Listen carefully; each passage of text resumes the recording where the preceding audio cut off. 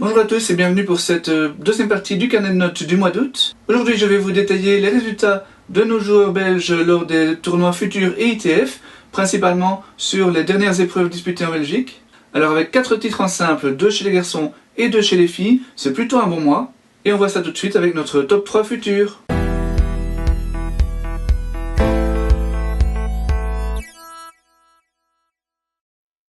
Le début de carrière de Michael Geerts avait été plutôt prometteur, avec 2 titres en simple en futur, alors qu'il venait à peine de fêter ses 20 ans. Mais après un début de saison 2016 un peu plus compliqué, il a décidé de rejoindre le circuit universitaire américain pour étudier l'économie à partir du mois de septembre.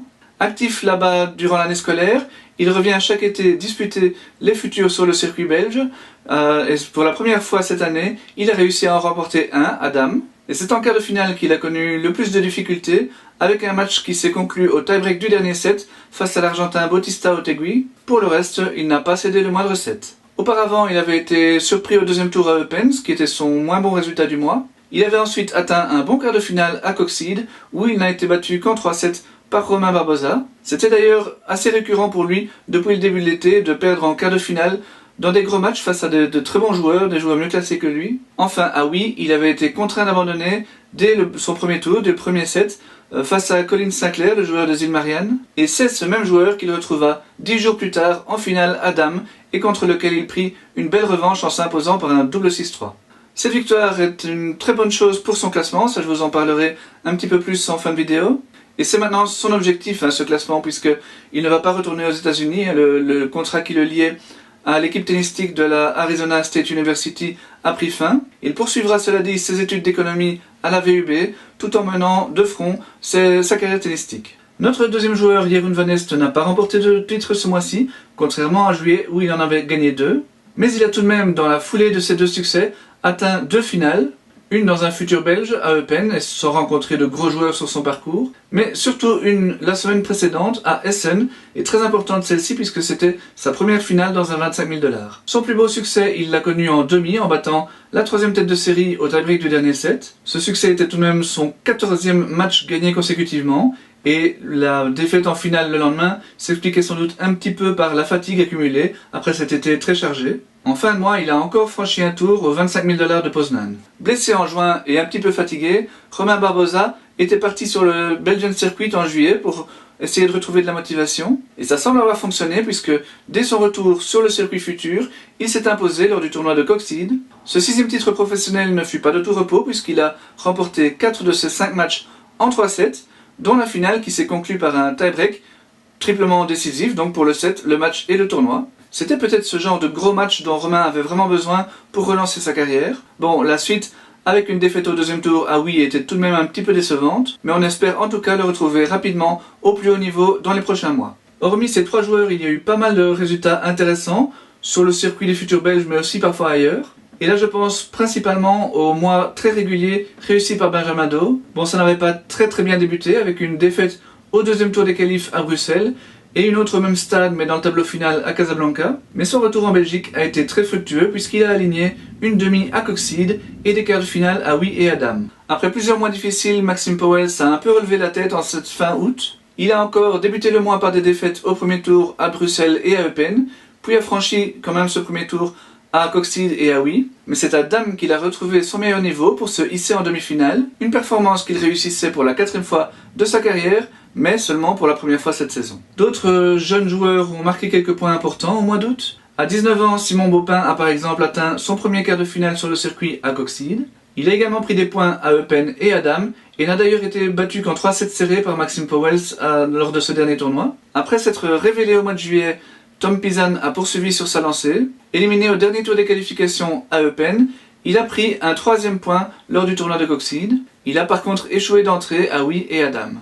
Enfin, Loïc Klose, qui était sorti du classement au mois de juillet, y a effectué son retour grâce à un très beau quart de finale lors du tournoi de Bruxelles où il était sorti des qualifications. À Eupen, il a encore obtenu un succès très probant face à Sinclair. 3 jeunes ont également fait leur entrée au classement, c'est le cas d'Arnaud Bovy. Notre numéro 1 junior a disputé son tout premier tournoi futur à Eupen où il avait reçu une invitation et il ne s'y est arrêté qu'en demi après une très belle prestation face à Jeroen van Est. Les débuts de Martin van der Meerschen, qui a lui aussi 18 ans, sont également une très belle réussite. Alors lui, il avait déjà disputé une dizaine de tournois, mais n'avait jamais réussi à rejoindre le tableau final. Alors il a reçu une invitation pour le tournoi de Bruxelles, et il a perdu au premier tour en 3-7 serrés face à un qualifié.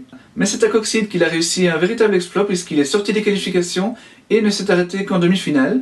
Par la suite, il a encore disputé les tournois de oui et de dames, mais il y a été stoppé d'entrée par Clément Gaines et Maxime Powells. Enfin, Louis Herman, qui lui n'a que 17 ans, va également faire son entrée au classement. Invité lors du tournoi de oui, il y a franchi 2 tours et a donc atteint le premier quart de finale de sa toute jeune carrière. Quelques joueurs n'ont pas réalisé les résultats qu'ils espéraient lors de ce mois d'août. Après avoir regoûté aux joies de la victoire en juillet, Clément Gaines espérait enchaîner, mais malheureusement une nouvelle blessure encourue au tournoi de Lannes lui a pourri tout son mois. Incapable d'évoluer à son meilleur niveau, il a été battu au deuxième tour à Bruxelles et à Oui et a été obligé d'abandonner d'entrée à Trèves. Niels de Zeyn est lui aussi en convalescence après une blessure qu'il traîne depuis fin juin. Il a donc été battu au premier tour à Coxide et au deuxième à Sintra au Portugal. Et c'est vraiment une misère pour notre recordman de victoires en tournoi futur. Enfin, Yannick Reuter, qui ne dispute plus le circuit international à temps plein depuis le mois de mars, espérait tout de même réaliser quelques belles performances lors du circuit estival. Mais après une défaite d'entrée à Eupen, il a été contraint à l'abandon au même stade à Oui.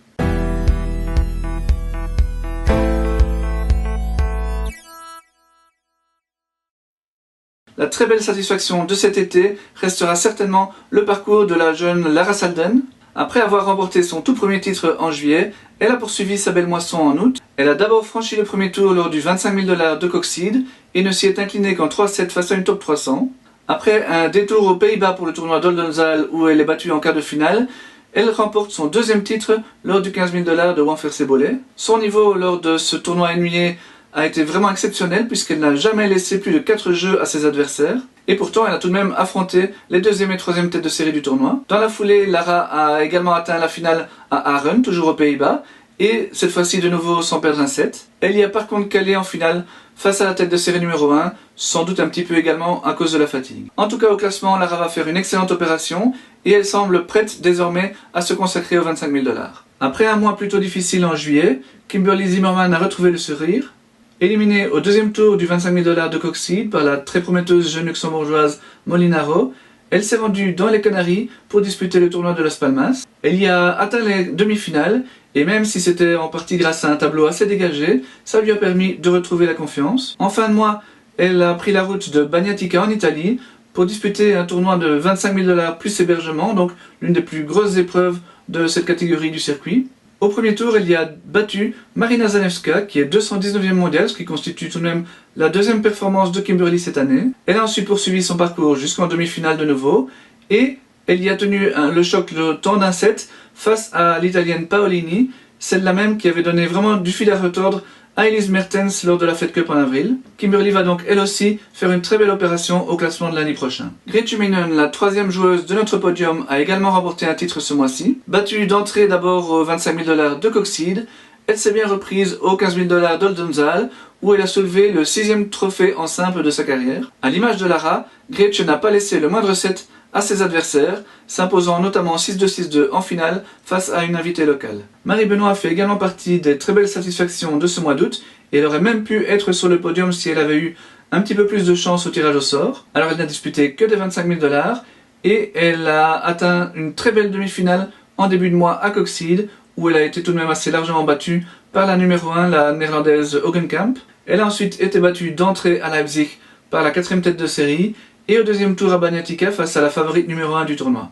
Invitée à Coxide, Elisa Van Langendonk a été battue dès le premier tour par la tête de série numéro 5. Elle a ensuite réussi sa meilleure performance du mois en se hissant en demi-finale du 15 000 $ d'Oldenzaal. À Wanfersebolet, elle s'est par contre inclinée dès le deuxième tour. Aksana Marin poursuit son retour, même si elle joue encore relativement peu. Elle a en tout cas atteint les quarts du finale du tournoi 15 000 $ de Savitaipale en Finlande. Ce n'est que la troisième fois de sa carrière qu'elle atteint ce stade, donc c'est pas mal du tout. Elle a ensuite également été battue au deuxième tour à Wanfersebolet. Il n'y a qu'une seule entrée belge dans le classement ce mois-ci, et c'est celle d'Anaïs Defossé. On le sentait un petit peu venir tout de même, puisque Anaïs avait déjà obtenu un point l'hiver passé, et elle était sortie 2 fois des qualifications en juillet. Alors en août, elle n'est pas restée sur le circuit belge, elle a préféré s'exiler pour 2 tournois en Équateur. Alors à chaque fois, elle est sortie des qualifs, et si elle a été battue au deuxième tour lors du premier tournoi, Elle ne s'est arrêtée qu'en demi-finale lors du second. Son parcours dans ce tournoi a été plutôt épique puisqu'elle a remonté 3 fois un handicap d'un set. Et en demi, elle n'a cédé que contre la deuxième tête de série et également en 3 manches. Alors il n'y a qu'une seule vraie déception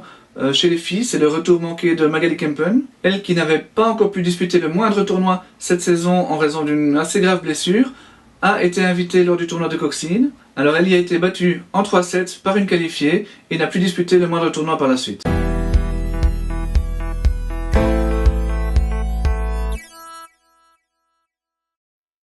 Alors au classement masculin, comme je vous l'ai dit lors de la première vidéo, c'est Jeroen van Est qui effectue le bond le plus intéressant et qui fait même son entrée dans le top 10 belge. Les points de sa deuxième victoire en juillet ne sont apparus au classement que début août et cumulés avec les points de ces 2 finales, ça lui a permis d'obtenir son meilleur classement. Alors derrière on enregistre plutôt des reculs, notamment de la part de joueurs qui sont blessés pour l'instant comme Julien Canina et Yannick van den Bulck. Par contre les grands acteurs du mois que sont Romain Barbosa, Michael Geerts ou Benjamin Do sont en hausse. Et vous pouvez également apercevoir l'arrivée au classement d'Arnaud Bovy, de Martin van der Merch et le retour de Loïc Claus. Alors si vous avez bien suivi, je vous ai parlé tout à l'heure également de l'entrée au classement de Louis Herman, mais celle-ci ne sera entérinée que lors du classement de lundi prochain. Chez les filles, Gretchen Minen, Hélène Scholzen et Justine Pisson sont les grandes gagnantes de ce mois. En ce qui concerne ces 2 dernières, elles grimpent alors que je n'ai pas parlé d'elles dans cette vidéo, mais c'est parce que leur hausse est principalement due à un bon résultat qu'elles ont obtenu lors de la dernière semaine de juillet, mais qui n'a été ajouté au classement que le 6 août. De la même manière, la Salden ne grimpe que, entre guillemets, de 42 places, parce que les points de sa victoire et de sa finale ne seront ajoutés qu'au classement de lundi prochain. Elle va donc à ce moment-là réaliser un très joli bond elle aussi. Certaines joueuses qui sont absentes depuis plusieurs mois descendent au classement, et vous pouvez également observer l'entrée au classement d'Anaïs Defossé. Voilà, ceci termine cette deuxième vidéo de ce carnet de notes du mois d'août. Dans quelques jours, je publierai la 3e avec les résumés des résultats en double, chez les jeunes, en wheelchair et sur le Belgian Circuit. A bientôt donc!